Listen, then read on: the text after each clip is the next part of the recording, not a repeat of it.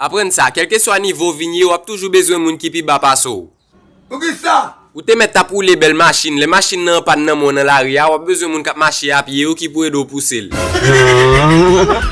L'autre la gomme so carton nan men la fait vent ou même ou gen ventilateur. Ou les ventilateur la gâté, c'est lui même ou pour demander prêter morceau carton pour chaler à pas disposer ou.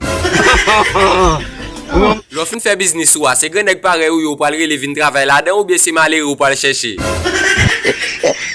Regardez, ou te mette gen go restaurant, c'est moun qui grand goût dans la ria qui pour vinn faut faire cob. Si tout moun te gen lumière la caillou, pour ça yo ap vendre pas tap gen valet non égaré. Si tout moun te gen kay pa yo, chambre kay sa ou besoin louer, gen laisse papa ou t'a prele vinn habiter là-dedans.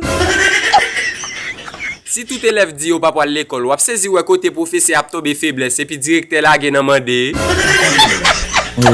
Depuis ou ap humilier moun ki pi ba passo ou met konon pa gen cerveau. Parfois konon le ap yo chapé, c'est un moun ki pi ba qui pour soutenir ou pour pas fin tomber net ou imbécile. Moi vle faut comprendre quel que soit gens ou vivre ou gen importance. Prendre ou décourager ou envie tirer tête ou charger mon capitaine ou mourir pour y aller faire comme avant.